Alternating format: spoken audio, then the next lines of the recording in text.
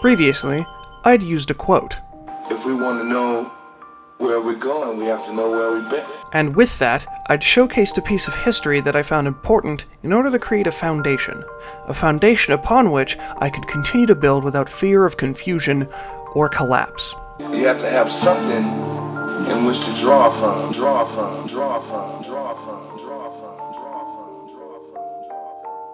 However, looking into the distant past is but a step on the journey. We need to look somewhat more forward than that in order to really get down to business. If speaking on the initial iterations of the genre I adore was the foundation setting, then speaking on the true representatives for the Metroidvania is the walls and pillars of this house.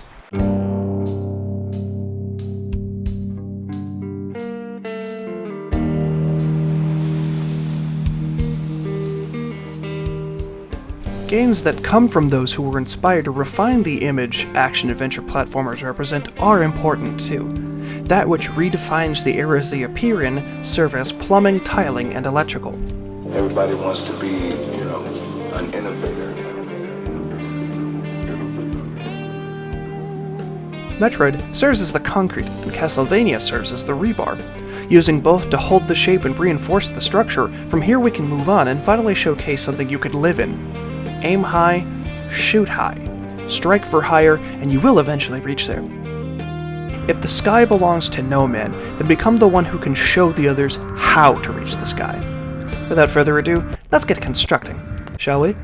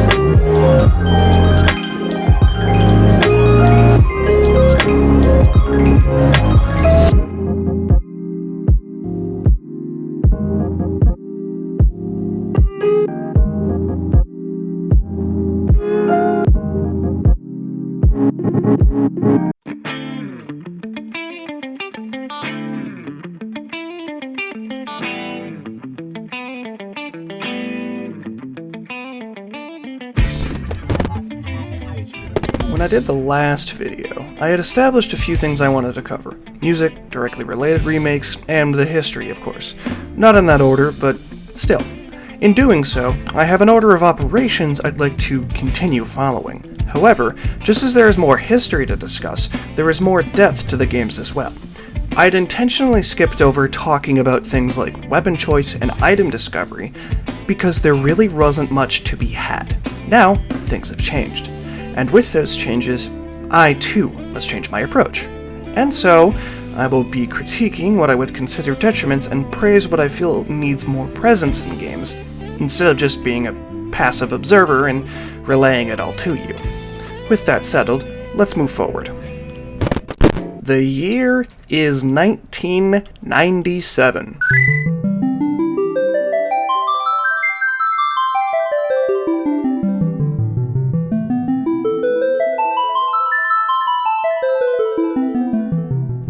The Nintendo 64 console was released in Europe and Australia. The Sega Genesis, or the Mega Drive, depending on where you're from, dies. Discontinued alongside it is the Sega Game Gear. As well, this year, Super Mario 64 earns Game of the Year, another notch in the belt of Nintendo, of course. Final Fantasy VII, GoldenEye 007, Star Fox 64, Grand Theft Auto, and Fallout all released in '97. All of them are true fire starters, blazing their own path, and among them, of course, is Castlevania Symphony of the Night. For a sense of perspective, this is the same year that one episode of Pokemon was banned. The Porygon episode that gave kids seizures? Yeah, December 16th it was removed. We haven't seen anything like it since for fear of repeat incidents. Understandable, really.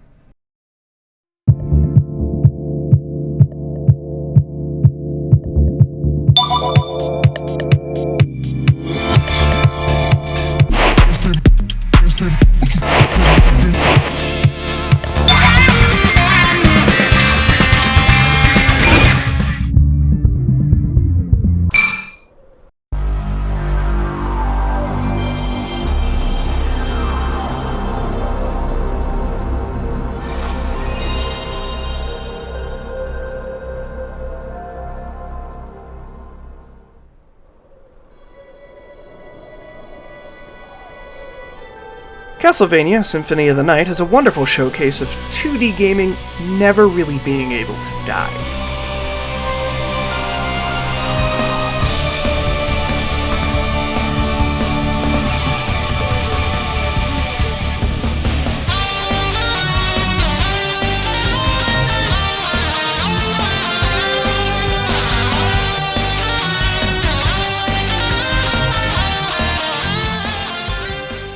It just resurrects says something else, somewhere else. And at this point, considering how much Konami refuses to respect the past, I am genuinely surprised that Alucard doesn't have his face slapped onto a pachinko machine the way Metal Gear Solid 3 was. No, the other one. Yeah, that one. Snake Eater deserves better, man. You better not give that shit to my customers. I would love a Symphony of the Night pinball machine, though. Let's not get that twisted. Is my bias showing? You know what? Forget it. I'm just gonna let it all hang out this time. Not my problem. Don't care, still don't care. Castlevania Symphony of the Night was released by Konami in all regions in 1997, as mentioned previously. Its team features the one guy everyone knows if they have any true interest in the franchise beyond just casually playing the games, Koji Igarashi.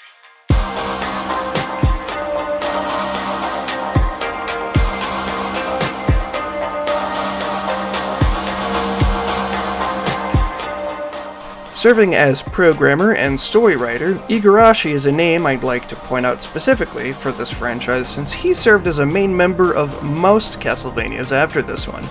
Not to mention... Not yet. Not yet. Anyway, guy's kind of the face of the franchise until Konami forgets what the definition of integrity is. The game starts out with typical Castlevania fare. A whip-wielding Belmont comes into the castle keep and interrupts Drac to tell him exactly what he is.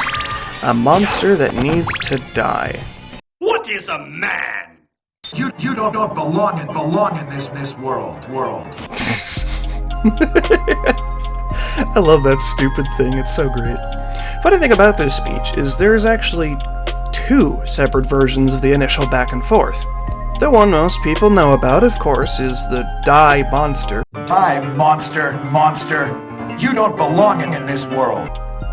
But there actually is a second one that got redubbed and rewritten to be a little more coherent for future versions. Die, monster. You don't belong in this world. It was not by my hand that I'm once again given flesh. I was called here by humans who wish to pay me tribute. Tribute? You steal men's souls and make them your slaves. Perhaps the same could be said of all religions. Your words are as empty as your soul. Mankind ill needs a savior such as you. What is a man? A miserable little pile of secrets. But enough talk. Have at you!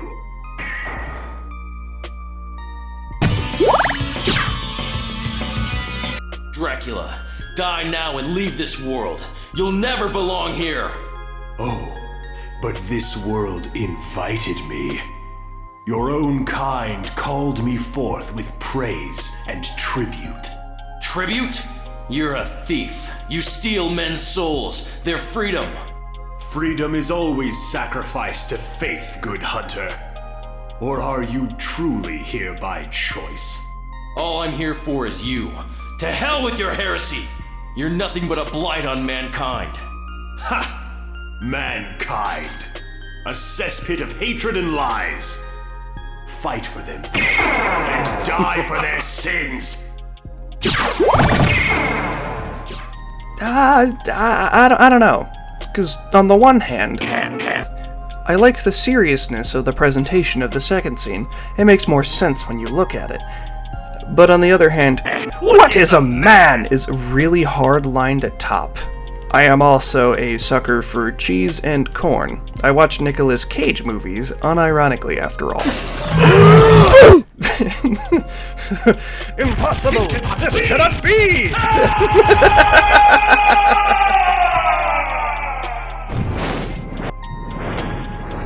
This is peak 90s cheese. I get it if people want more of a serious time in their gothic horror game, but come on, this isn't the worst voice acting direction we've ever seen. What am I fighting for? We could have had so much worse. Dr. Wow is So much worse. I should have been the one to fill your dark soul with light. I can't believe they left the voice crack in the echo. Oh my god. Hey man, can we get a second take of that? No. Same night. Wait a minute, let me do that one again. Oh my god, that's magic. Anyway, the introduction is actually a continuation of the previous game, Rondo of Blood. A lot of the Castlevania game titles have a musical theme to them. Maybe it's to point out the cyclical nature of the plot, or maybe it's for the sake of imagery. Either way, I'd say it works. A rondo is defined as a piece of music where the musical material stated at the beginning of the piece keeps returning, like a leitmotif almost, aka setting a theme and having it come back into a musical piece over and over again. It feels intentional when you look at it in the context of what I mentioned. Now, a symphony comes from the Greek roots that literally mean sounding together, harmony of sound. The idea of many things coming together to form a greater whole is interesting, considering how widely used the mechanics this game brought are used and iterated upon. Digressions aside, let's bring it back. Take it back now, y'all. After Richter Belmont does the thing his bloodline is dependent on to do, the perspective shifts, and suddenly you are Alucard, son of Dracula. Yes, your name is literally Dracula backwards. Let it never be said that the man isn't at least slightly creative. Thought you was slick, didn't you? Oh, No, it's fine. It's fine. It doesn't bother me. It doesn't bother me. It bothers me. It bothers me a lot. Rushing in, you cross a vast forest and jump the fence right as it gets drawn up behind you. Welcome back to Dracula's castle, boys. Make yourself at home. It's full of corpses. For some reason. You know, for a castle, this place sure seems to lack in cleanliness. Why are there no hot vampire maids in my area? Or cleaning this place up? Look at all this dust and all these bones. Ugh.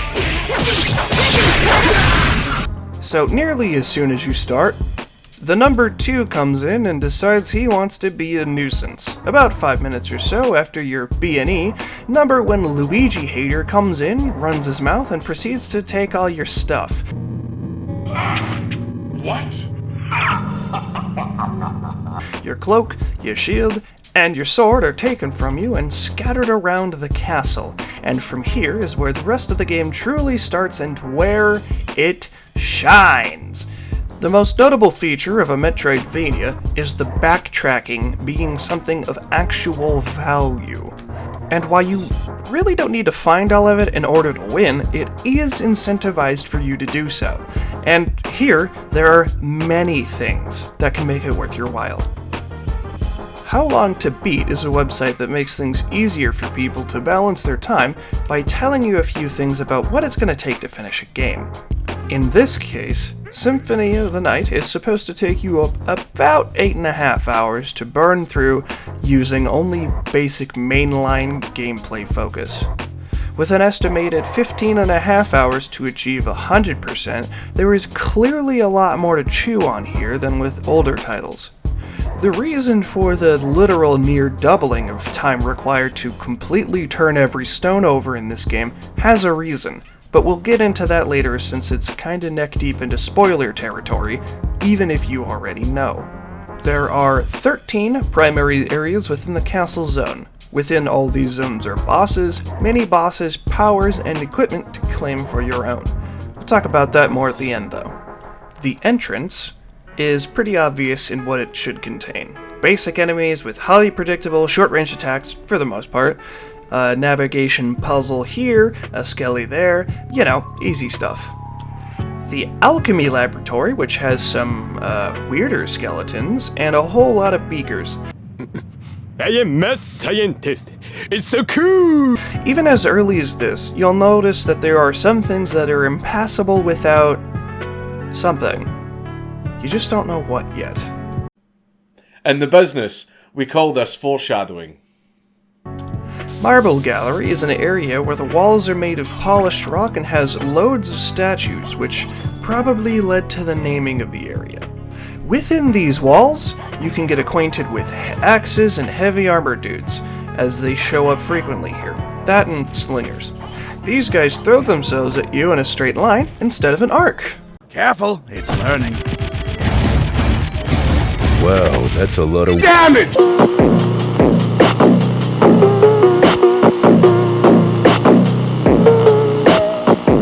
The outer wall is an area far off to the right of the castle. It's a lot of climbing in a vertical zone, and it also has weather effects. Sometimes it's foggy in there, and other times you can see the rain outside. Hope you like Medusa heads, they will never go away. I would really prefer if you would be quiet. No! Get what you fucking deserve! That was weird. In addition to having a terrible time with wavy heads that might turn you to stone, you also have a nightmare of an elevator. Look at this monster, it sparks when it moves. It also moves fast, so I mean, you get what you pay for, I suppose.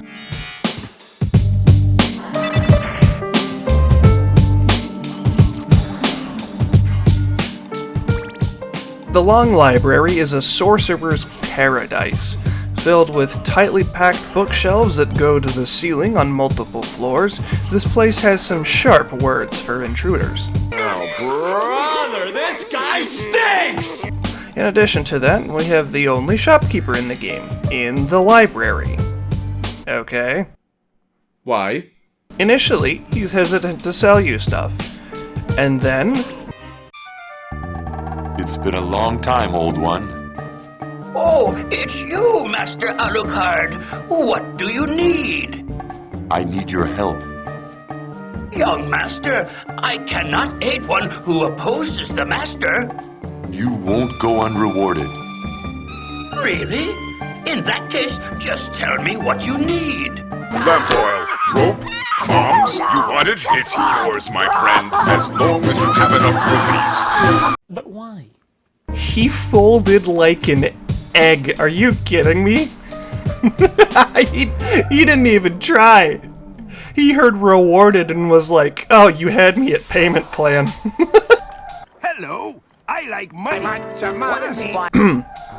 Yeah, sorry.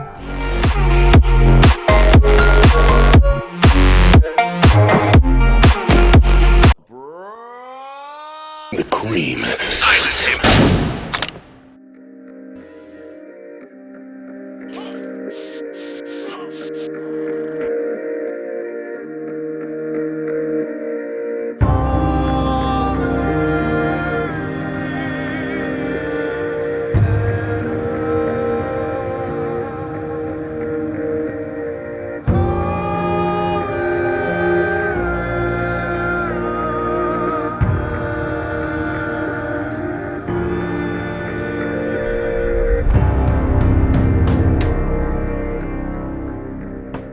The Royal Chapel is annoying, but it isn't the biggest offender.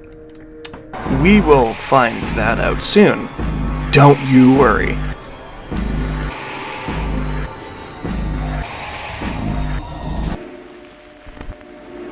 There are very ornate stairs connecting to 3 bell towers, and the decor of the chapel is kind of ironic in its design. A place of holy-looking worship in a castle with evil about? I think it's kind of funny, personally, just the juxtaposition of a place of light within a definitely horrendous evil place. Looks nice, though, so it gets a pass even with all the stupid birds in the way. Most of a pass. Sometimes. I really hate this place.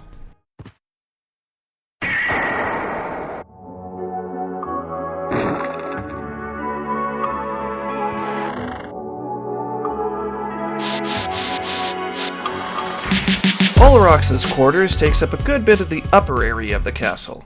Count Olorox O'Rourke has an entire area designated for his personal use, which is neat, except his area is mostly made out of dungeons and prison cells, which is less neat.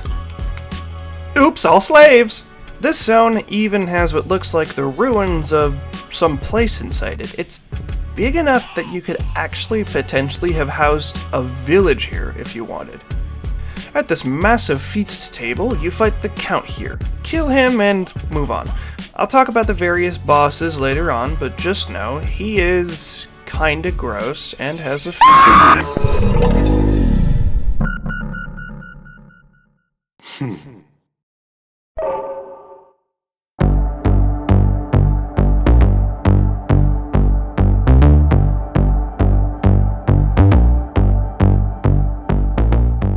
The Colosseum is when I started wondering how big this place actually is, and how much it would cost to make. That, and I was getting real curious about the spatial requirements for how you would actually be able to have a Colosseum in the middle of your castle. Isn't this thing on a cliff?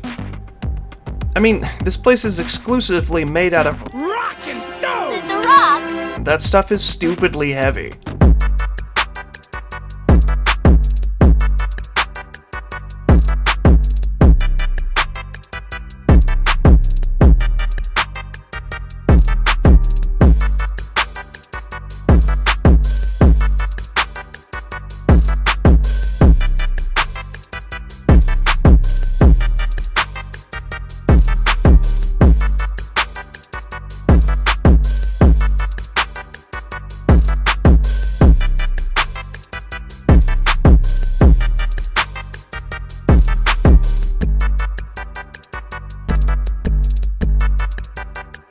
Anyway, there's a bunch of crap in the hallways at the bottom of this zone that hold gear in them. It's gonna suck though if you go in there yourself unprepared for one. The underground caverns are a moist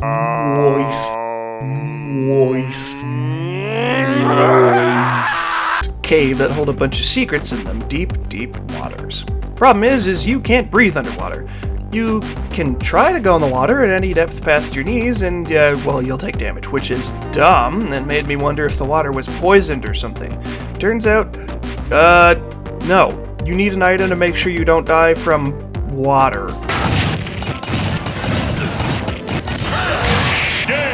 I hope you didn't like frogs and toads, because, you know, they're here in boatloads, and it's kind of hard to hit them, and they suck, but, you know, if you want to get anywhere, you gotta kill them all. Murder!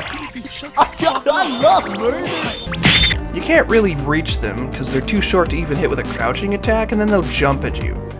Which is... why? Why would you do that? Bad combo. I hate it. It is a nice cave, though, and it holds one of my favorite tracks, Crystal Teardrop. So, you know, silver lining.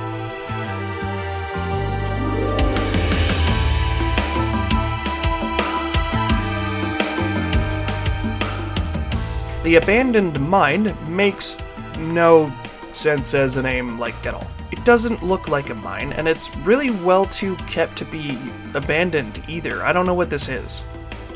It looks nice, and it also looks like the entrance to a temple or something more than it is anything else. It's also the smallest zone in the game. I don't have much to say beyond that. There's nothing here. The catacombs, however, more than make up for the lacking performance of the glorified hallway it's connected to. This thing has magma, this thing has skelos everywhere, it's just a massive underground closet full of Dracula's skeletons. Worst of all, though, it holds one of the things I remember about most Castlevania games' bosses. The meatball.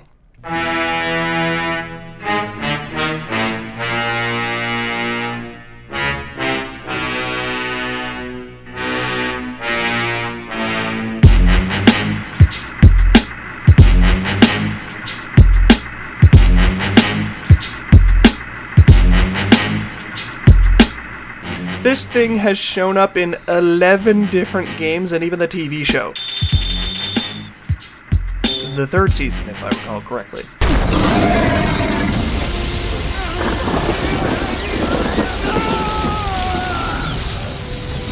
Anyway, details are for later, but just know, I hate this thing, and therefore, I love it.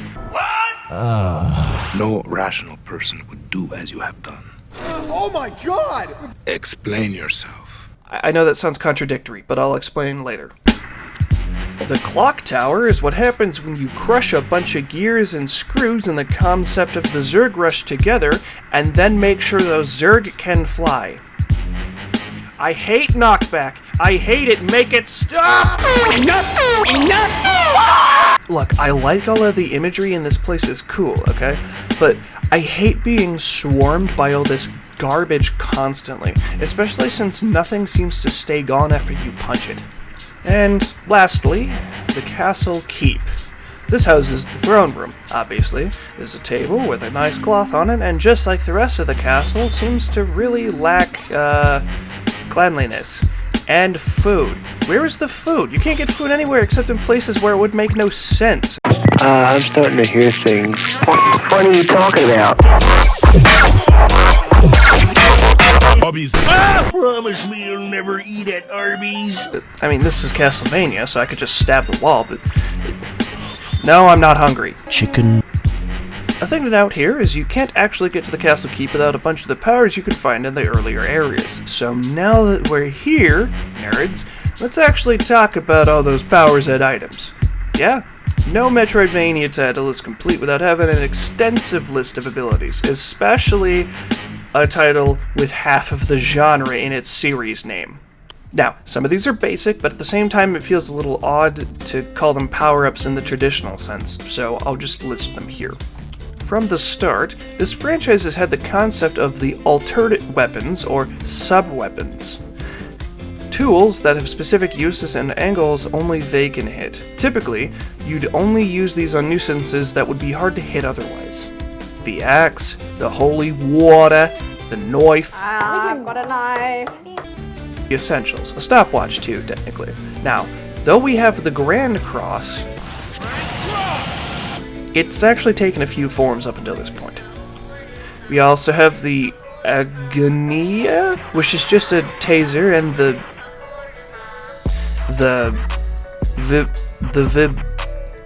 how the hell do you pronounce this? Yeah, let me just here. What's okay? Yeah, maybe this will tell me. Vibhuti. Are you serious? Hold on. Vibhuti. Yeah, literally throwing booty at your enemies. It's what? What? No. Okay, it's obviously not an English word, but come on. Good luck.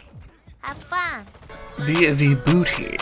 I thought this was like throwing salt on the pathway to repel demons, but apparently it's actually sacred ash.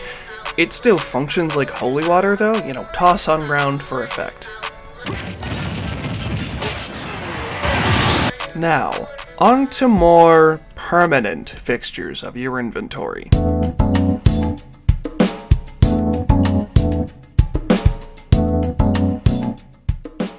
There's a lot of things to get. Shields, armors, accessories, food, lots of different kinds too. The most important one between all these is the potions, you know, the normal, high, and maximum, and the elixir, and the chicken. You know, pot roast. Behold, protein. But the weird thing about the food is you throw it on the ground. I took it and threw it on the ground! And then you walk over it, and that's how you heal up. But potions are just used from your hand. If potions can be chugged, why can't you chug food? Will it blend? Whatever. There are a variety of clubs, knives, swords, and even staves to help you through the castle.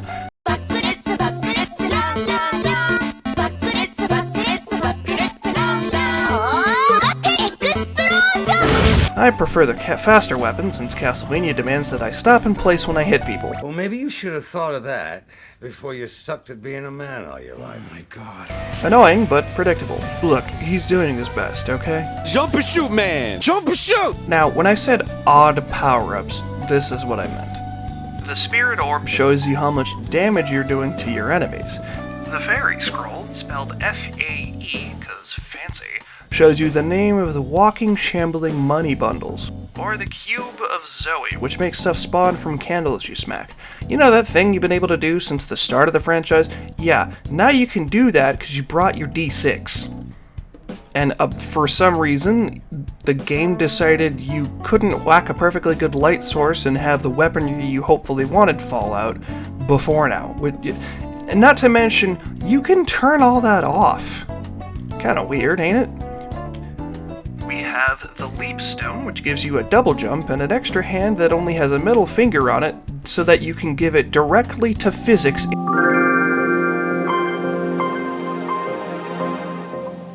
the mail. You want to breathe underwater? We're finally getting there. Get the holy symbol, and now you won't die from soggy socks.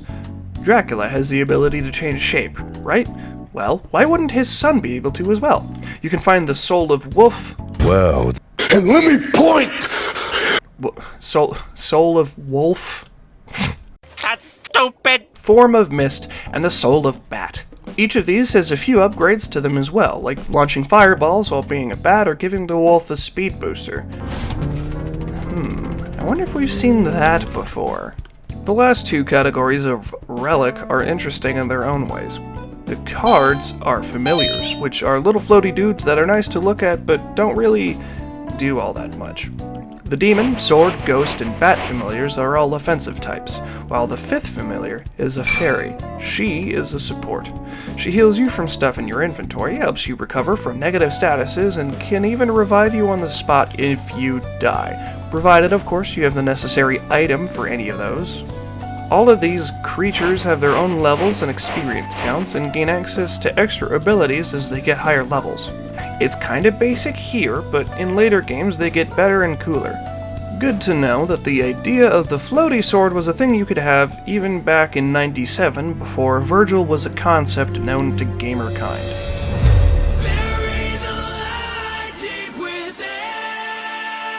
No. Don't worry, man, we'll go and say hi soon. You're too cool for me not to, but you don't belong here. Anyway, the second category are treasures that actually serve as a reference to Simon's quest. The Ring, Heart, Rib, Tooth, and Eye of Vlad all give you something handy when you get them. The Heart gives you resistance to Curse, which is nice, because if you get hit with Curse, you can't attack until it fades. Preventing that passively is cool, even if the curse effect doesn't actually appear all that much. The Rib gives plus 10 Constitution or Con. This boosts your defense, and who would say no to getting less dead per hit? It also makes bad statuses go away faster as well. The Tooth of Vlad adds 10 to Strength, and that itself is pretty self-explanatory. Hit harder. Yay!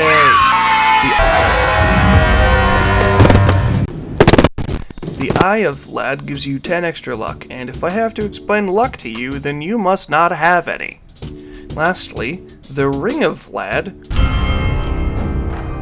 which confers 10 extra intelligence. Intelligence is how much damage your spells do, and there are a few spells, and they're all more or less a kind of attack. Teleport, throw a fireball, make them bleed. What? You believe? Steal their soul, make a ghost swirl around, or 4 of them at once. No idea why there's no in-between, but, you know, it came in clutch a few times. In order to finish the game, you have to make it all the way to the Castle Keep and confront a Belmont. I've been waiting for you. So it is you. But why is a Belmont planning the resurrection of Count Dracula? Count Dracula rises but once every century, and my role is over. If I can resurrect him, then the battle will last for eternity. Yeah, I'm getting some serious MGS4 vibes with that explanation. Whack him until he does a die and a monologue.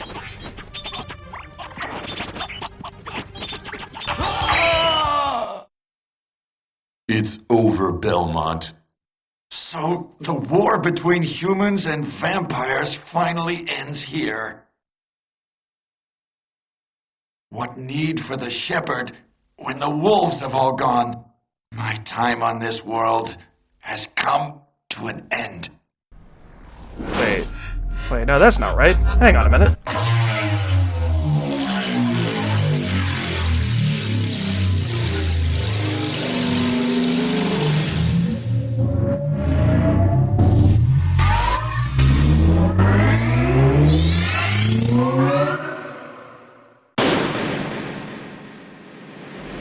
You can't do that. The future will be changed. The future must not be changed. You must know the future. You'll create a time paradox.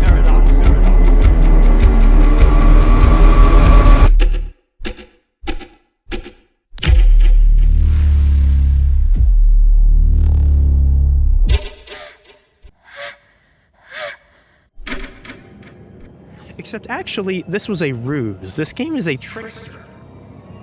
If you went and talked to this girl Maria a few times over the course of the castle, you'll get items that will enable you to see the true threat. Put on the gold and the silver ring, and a secret door will open up and let you in on a secret in the clock zone.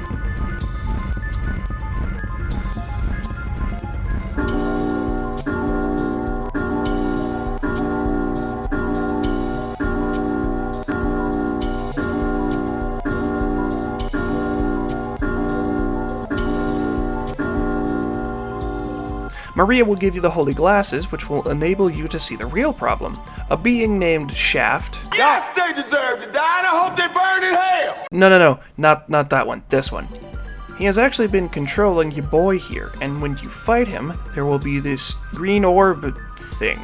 Hit that, and you'll break the spell over in his mind, and you will find that there is another half of the game.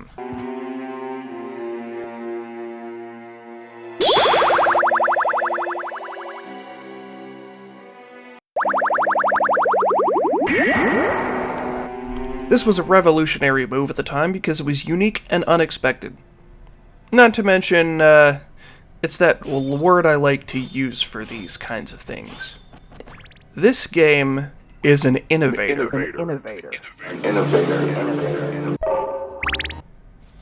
Symphony of the Night took what we already had and thought we knew about the game and said, nah, we can do more than that. And we don't even need to do all that much, really.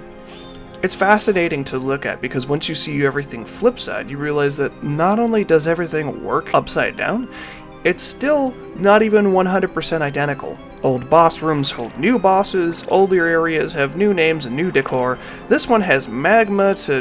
What the hell? No way! Old hallways may hold, new problems. But all problems can be solved with the violence. Kill them all! Slaughter them in my name! Blood for the blood gods! Souls for the skull throne!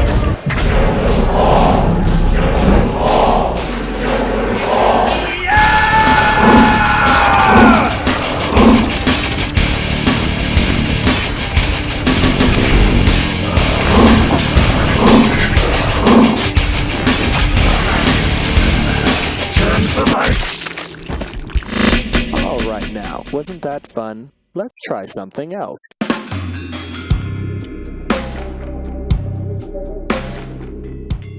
Side note, in spite of the fact that blood skeletons, that's what they're called, don't stay dead, I don't mind it. They're generally weak, so you can kind of bully them forever and they make funny noises when they fall apart. No one's ever really... Shut up. Terrible movie. I don't know why I keep using it for these referential jokes.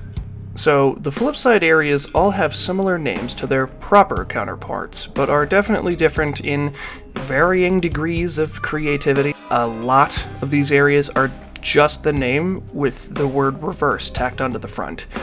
Entrance versus reverse entrance, castle keep, reverse keep, Colosseum and the reverse Colosseum, outer wall, reverse outer wall, underground caverns, and reverse caverns, with the clock tower and the reverse clock tower. But some have more put into them. For example, Abandoned Mine turned into the cave. The Long Library is now the Forbidden Library on this side.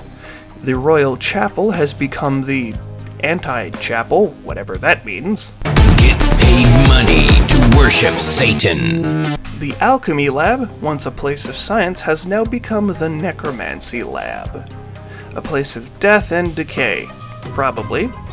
It doesn't really look like it, but trust me, it's evil. The Marble Gallery has morphed into the Black Marble Gallery, which would be cool to have a slab of in real life, because I like glossy things. They are cool and good. The most stark name change is how Olrox's quarters have turned into the Deathwing's lair. Who is Deathwing? Can I stab him? I want to stab him. Bit rude to put that knife in me chest, innit, bruv? After having your fun walking around the old new halls, you'll eventually have to go into the same room that you were given the holy glasses. This is where your dad is. Stab your dad until he starts monologuing harder than a shonen antagonist who really, really needs you to know. My name is Count Vlad Dracula. Section I am transferring department all the castles when I get home. My dog stepped on a bee. And because he was the best dog a man could have, Dracula is evil now, and humans must pay tribute. Side tangent, but that's like the only real complaint I have against something like Demon Slayer. Bruh, I don't care, just kill him already. We're just gonna kill him! Stab it! Please solve whatever problem you have with large rocks. After you make Dad pay child support, Tax evasion is a crime, Virgil. It's an obligation. You have the ending cutscene where everyone stands around and Alucard says, "Am I a bad person?" and just bolts. If you get the full map coverage, however, then instead of Al just yeeting himself to who knows where, Maria gives chase. Not sure what she could really achieve with her being plain human and all, but The indomitable human willpower knows no bounds.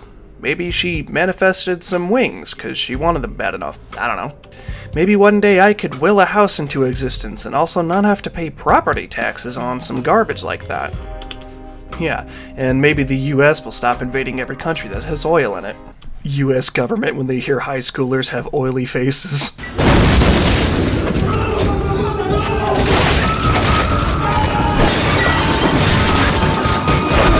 So, the backtracking is held back somewhat by the inability to select where you want to go when you use teleport rooms, but it's generally quick enough to not be a major hindrance. The save rooms are plentiful enough to feel like I can reliably get through an area without panicking too hard, but not so frequent that I feel patronized by it. And that's a hard balance to strike as a level designer. And it's a pitfall you see a lot of inexperienced devs make.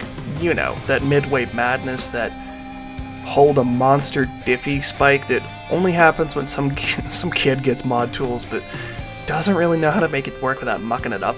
Mechanics being abused too frequently, or the health and damage of enemies becoming way higher than one should reasonably expect. The biggest takeaway from everything here in terms of notes to keep handy is this. Every area is unique.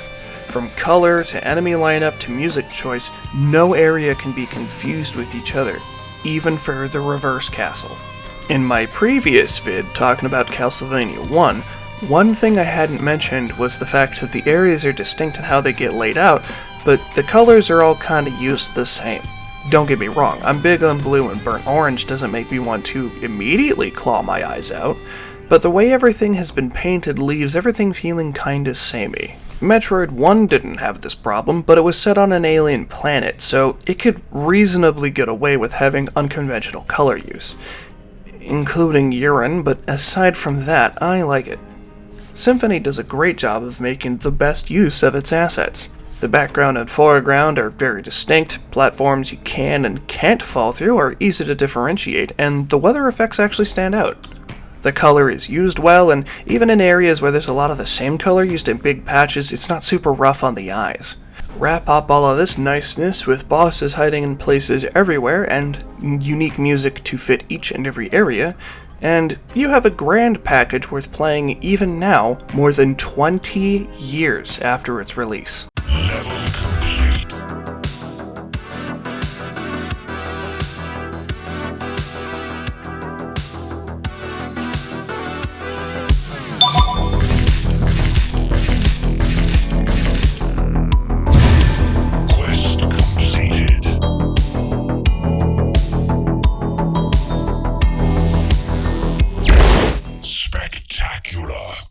Let's go back a few years, specifically 1994.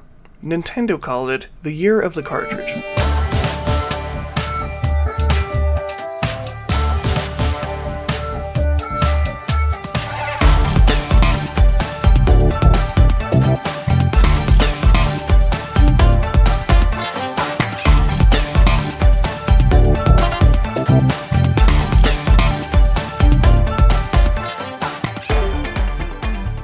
.3D Realms becomes a studio established by Apogee.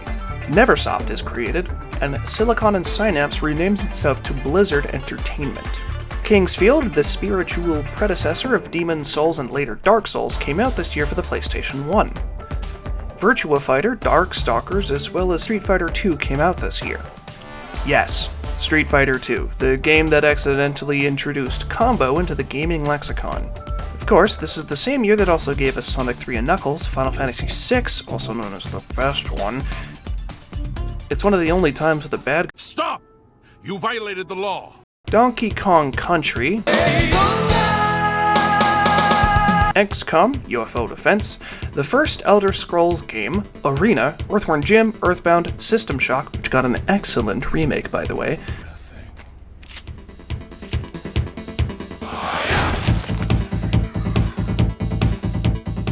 Doom 2, Tekken, and Killer Instinct become a reality in this era as well.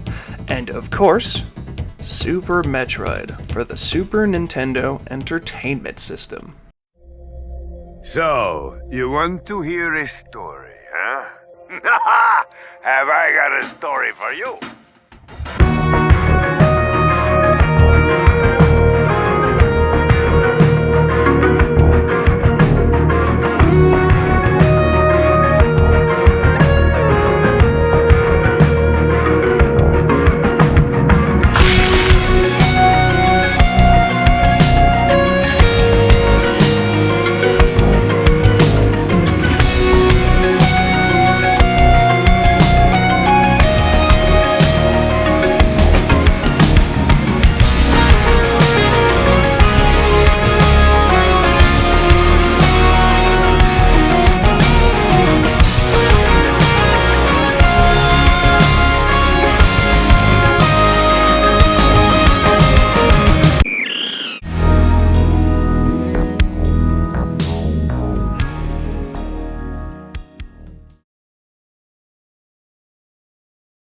Super Metroid is probably one of the most well-known titles within the gaming sphere.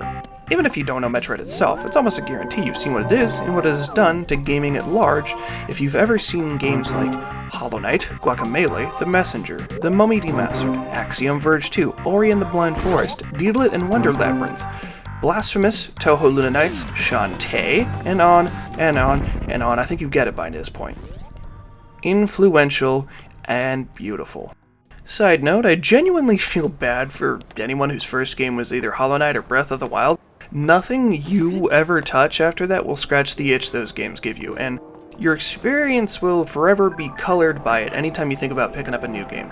And I find that funny in a bit of a sad way, because I play any and every genre except like battle royales and survival types, you know, a la Grounded or Minecraft, Fortnite, but I find possible joy in just about anything I touch, so while I understand the idea of what you're going through, I don't know that I'll ever truly relate to anyone in that fashion. There's just so much out there to find and enjoy, I just think it's up to you to find it. However, if you ever find yourself lacking in options, don't feel ashamed coming back to me and mine and asking us what we think. It's having a sense of belonging and kinship that allows humans to thrive anyway.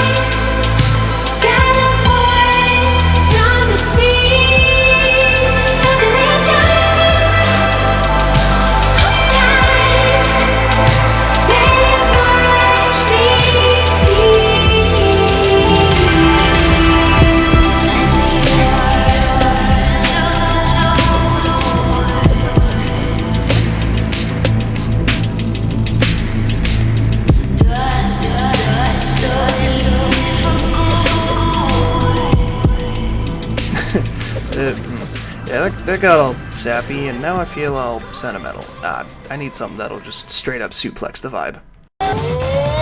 Look at your man. Now back to me. Look at your man. Now back to me. Look at your man. Now back to me.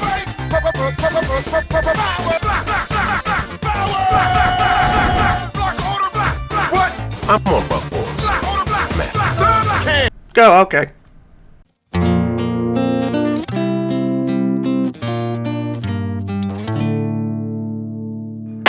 Okay, now, from 1. Heyo, look at that. Metroid 3? That's not super important. At least, not right now. The last Metroid is in captivity. The galaxy is at peace.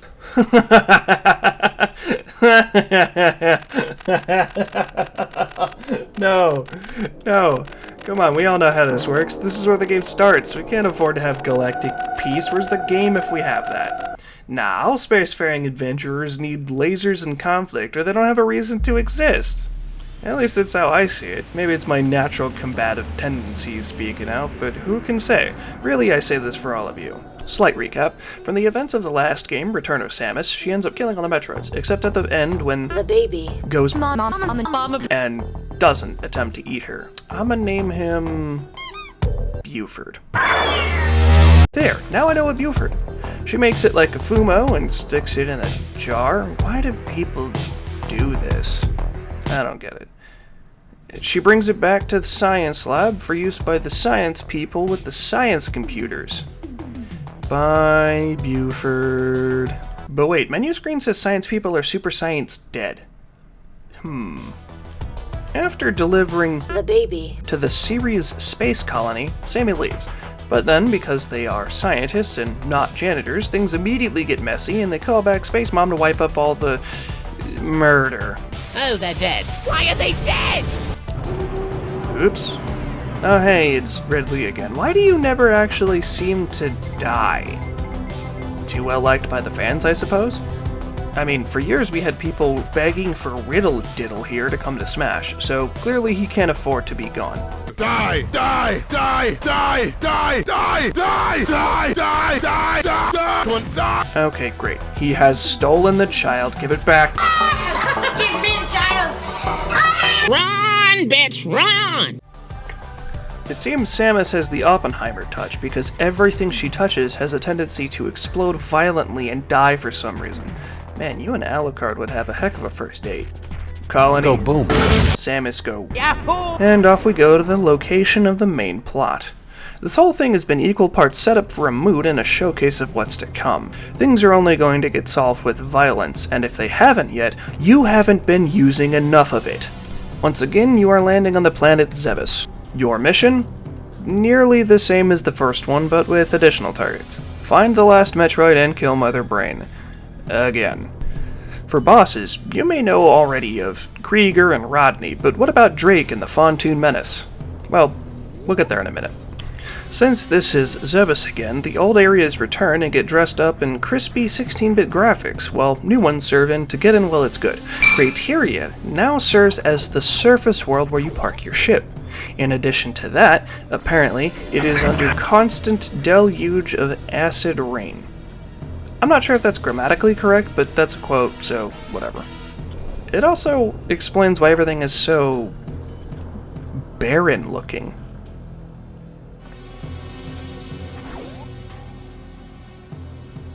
From there, you have Brinstar again, but divided cleanly in two. These two are now the upper jungle and the lower underground.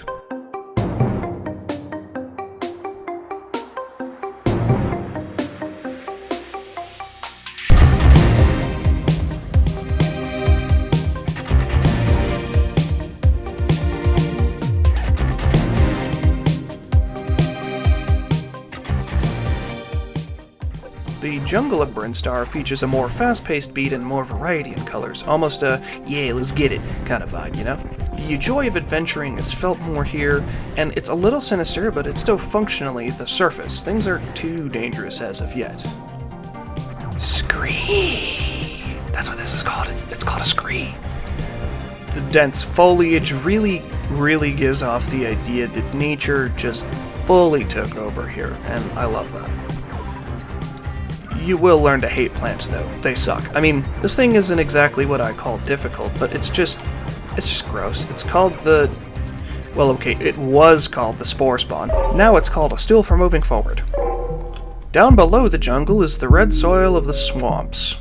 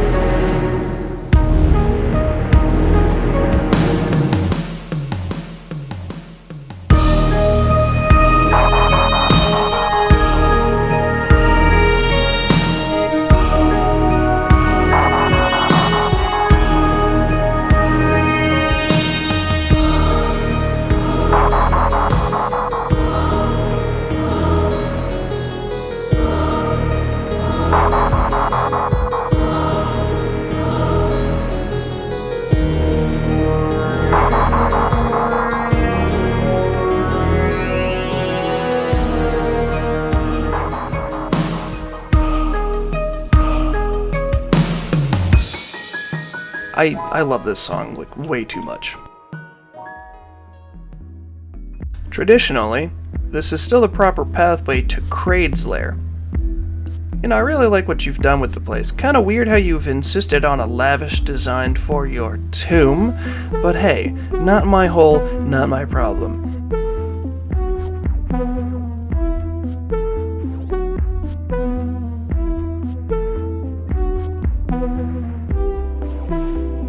On that note, why are you so fat now? You used to be tiny. What happened?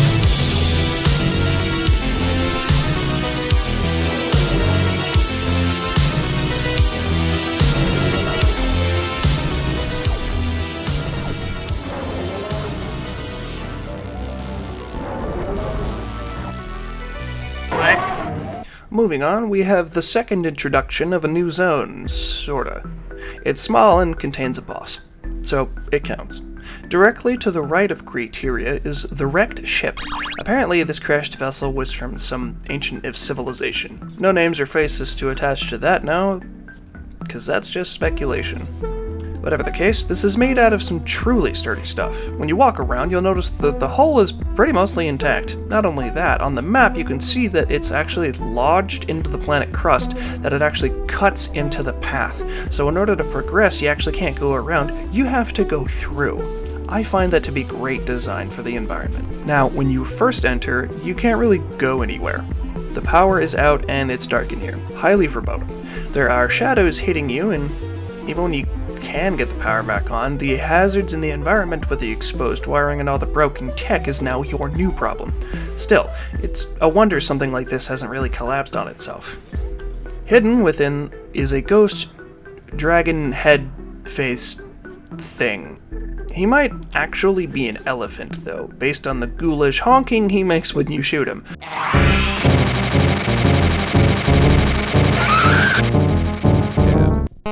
Once you mount Fantoon's head on the wall, the main ship system reactivate, mostly, and if you got power bombs you can go through the rest of the hidden bits of the ship too.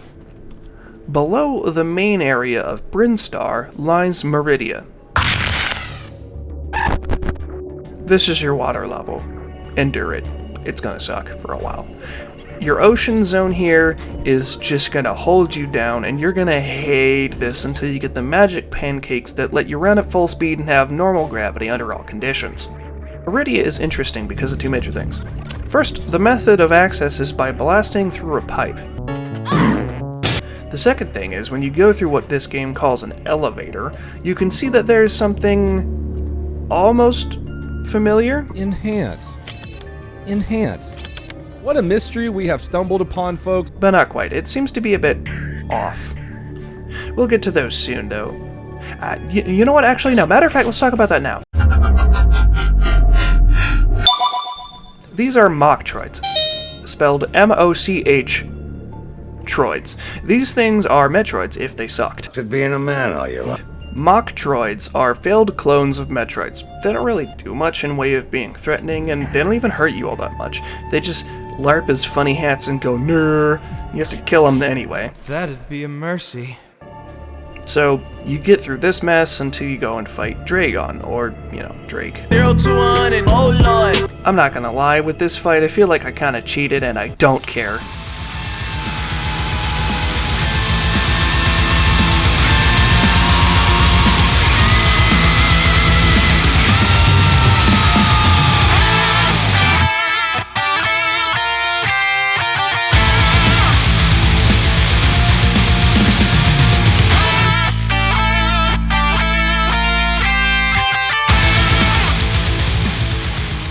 Norfair is more or less what it was the last time when we had to get in here, except now it's got more fire and brimstone, so that's fun.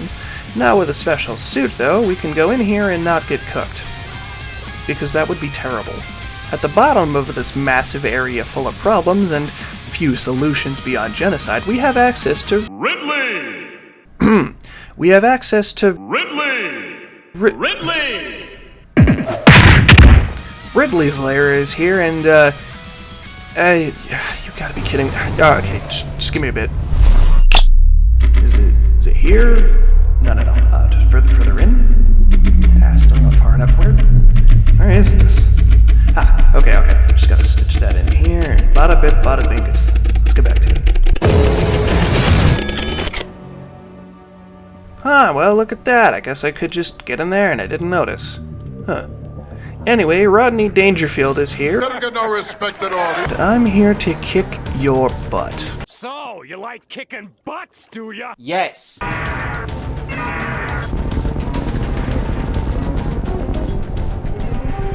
Man, I sure hope you stayed dead this time. It sure would be weird if you showed up in other games. Hey, I said last time that I have plans. No timeline shenanigans here. Everything happens for a reason. Stop trying to accelerate fate. The last thing we need is to deal with fate-based nonsense. Give it to me! I'm in the middle of a stream. You can't just... Moving forward... Hang on. Moving forward, eventually you'll have to leave the way you came. But, the devs wouldn't have to make you do something awful. Right? Right? I mean, wouldn't it be absolutely terrible to have to deliberately go into a place that will do its best to kill you? I mean, wouldn't that be terrible? I feel like that would be the worst. Oh, hey, look, no more hot piss. Cool. I need a shower. I feel like I just had a swim in an ocean made out of VTuber sweat.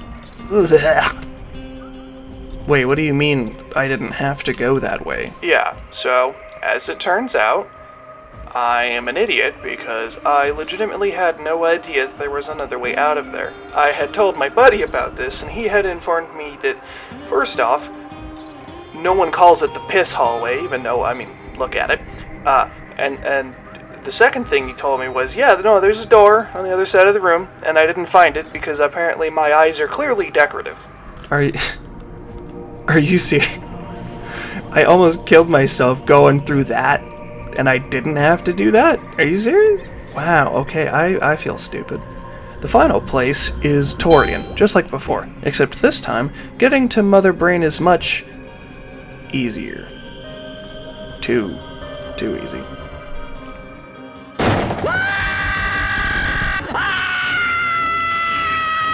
Anyway, I guess you've cleared the halls. Kinda wish I found out a different way, but this works too. You know, getting here felt oddly easy. Ignoring all the rinkas and the defensive autocannons, the threat was less than Huh? What the hell is that?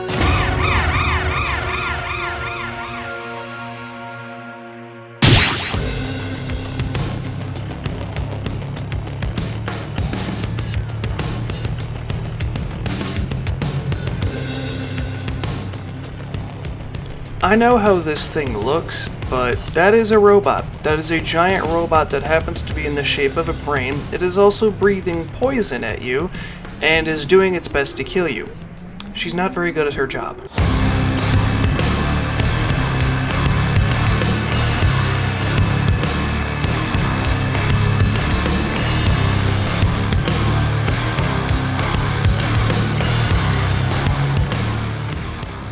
However, before the final blow could be delivered, the Savior appears.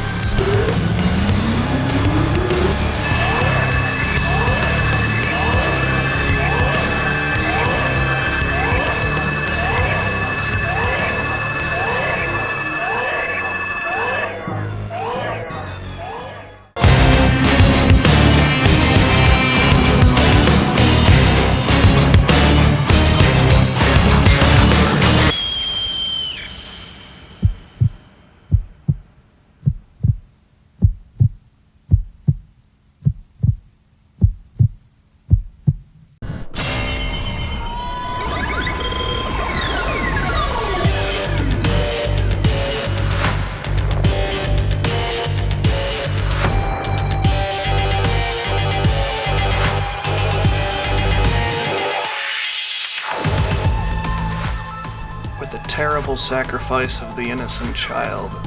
Samus, charged with energy, is finally able to actually put down the stupid, nasty thing for good. Well, I guess it's time to leave. At least as far as the timeline is concerned.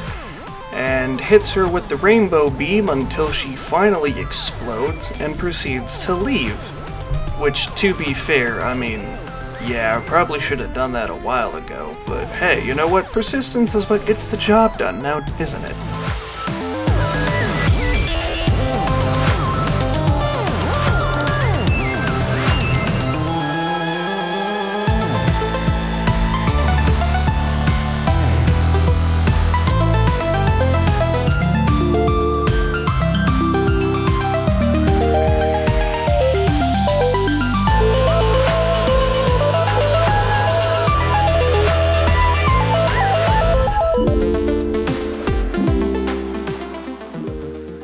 Yeah, the cutscene at the end shows you actually blowing up the planet.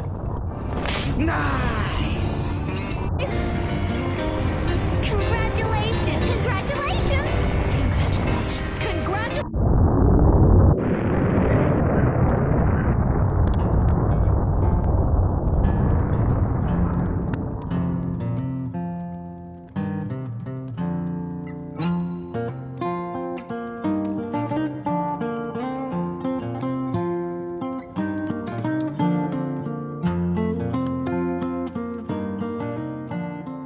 Now that we've made sure that the mission was a complete success, let's review the weaponry in both the audio and the murder department.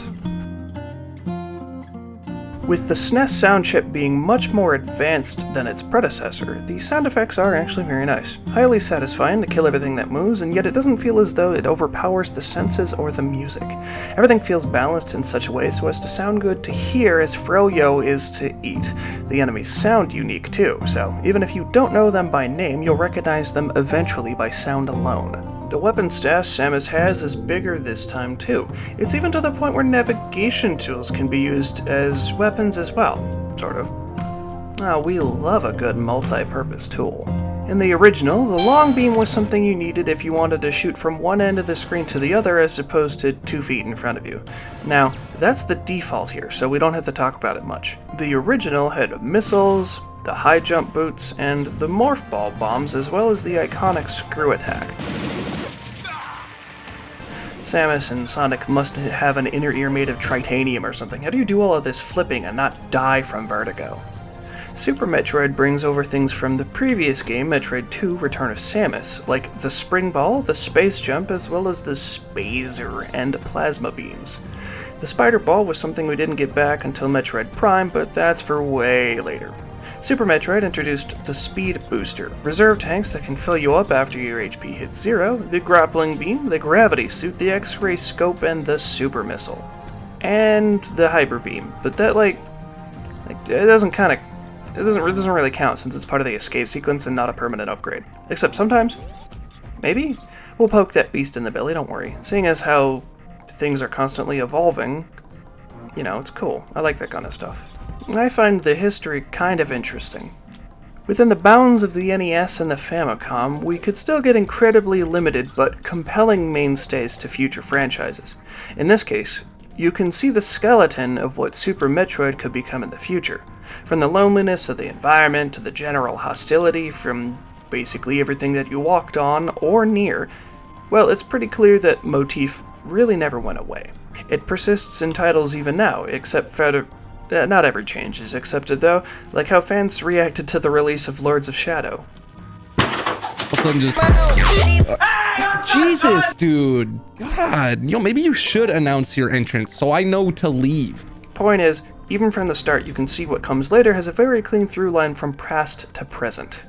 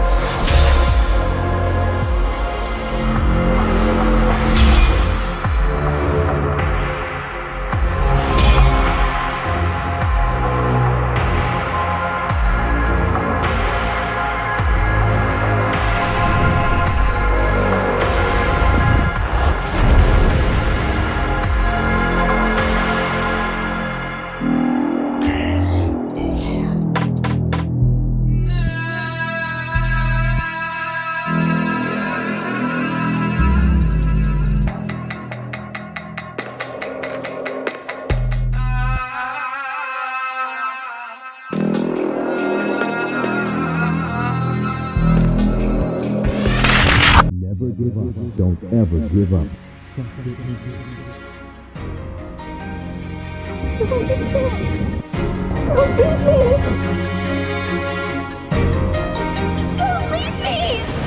Don't ever give up. Give up. Give up. Give up. Give up.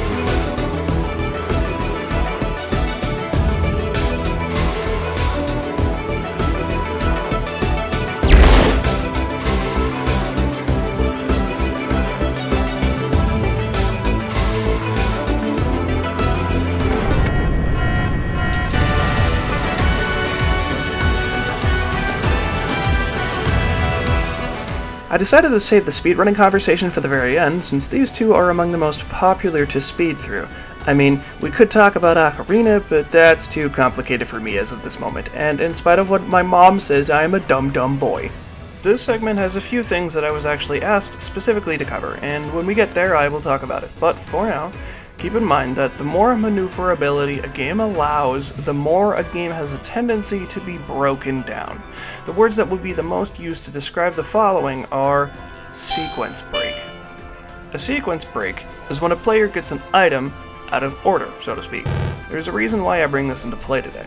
The addition of the wall jump adds in so many extra options for just straight up skipping things. It lets people do insane things like the world record holder Oats and Goats playing and beating the game in... This is kind of wild, personally. Now, upon specific request, one of my friends had actually asked me to define something very specifically when it comes to Metroid speedrunning tricks. These two things, and one of them is technically the first one backwards, is known as the halfie and the full halfie. And reading off the page directly here, the halfie is a speedrunning trick that can be performed in Super Metroid. It involves using the speed booster to shine spark halfway across one of the last rooms in Meridia in order to partially skip the section in which the player would have to perform difficult wall jumps using the grapple beam. It's kind of annoying to go out of your way to set this up in the first place, so it's already pretty much an accomplishment to try and get most of this correct. So that's the halfie. The full halfie is where if you space it out right, you can actually zoom across the entire room instead of halfway across the room.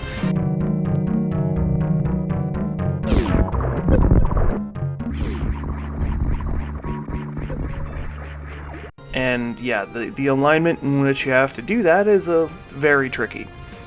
The last part of this is the reverse full halfie, which is just the halfie, the full halfie at the other direction, which apparently requires you to do something involving a glitch, like under certain circumstances, you wouldn't actually be allowed to do this outside of just like any percent run. So, you know. Yeah, see, this is neat, but I'm not gonna pretend to have any idea or willingness to do this myself, because quite frankly, I'm not a speedrunner, but I do have some interest in how people do it themselves. So, you know, Now, when it comes to things involving technique, it's not just things like wall jumps getting abused. There's also backdashing, which is a move that functions primarily as defense via AK get out the way. Get out the way, bitch, get out the way. And knockback. Yahoo! Using knockback to propel you at the speed of sound is insane, and effective, and kinda cool. How do people even figure out how to do this? The one guy I want to point out for Symphony of the Night speedruns is a guy by the name of Dragon Blitz. He managed to beat the game in less than 20 minutes. Good grief. How? How even? What? So, with all the stuff in mind here, and with all that I've covered, I would like to deliver a thought.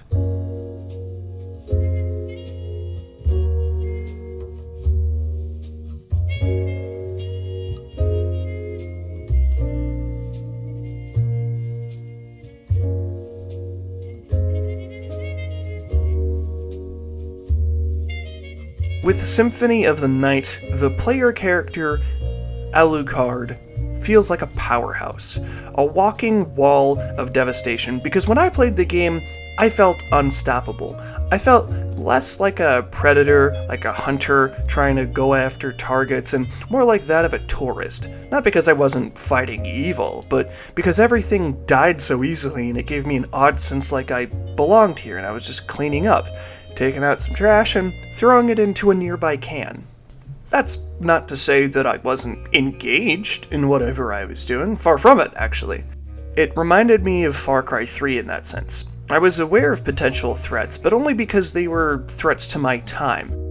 And because of that, I was able to figure out how to quickly sweep up the dust in my way and toss it where it should go.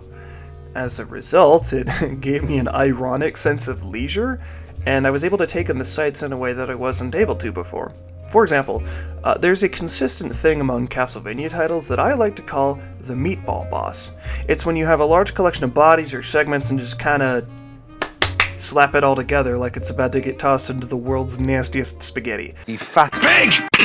However, the only thing about this that threatened me when I saw it while gathering footage was me wanting to gag because it's gross.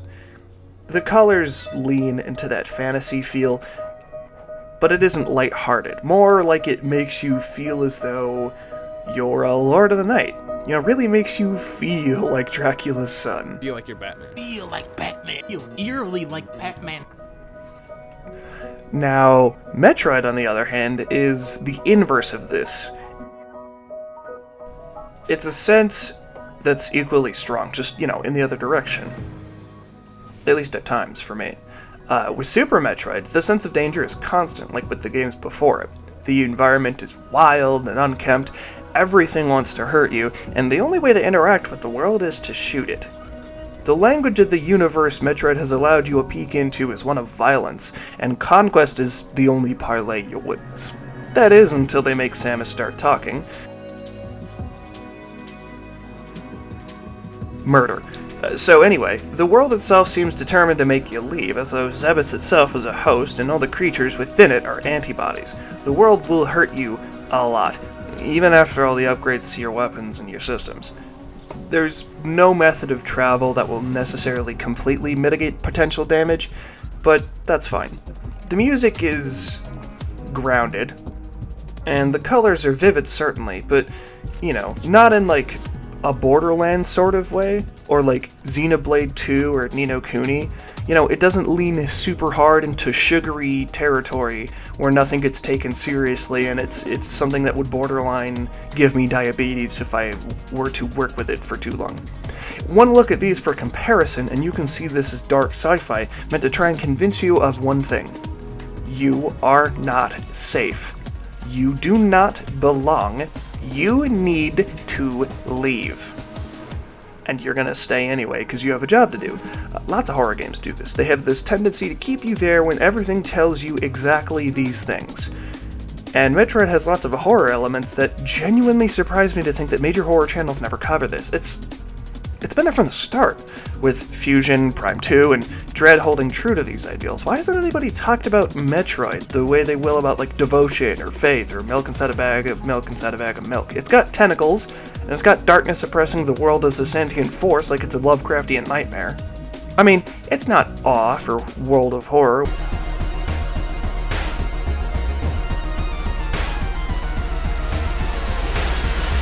Which is... that's gonna need me to poke at it with a video. It makes me a little ill, so you know it's doing something right.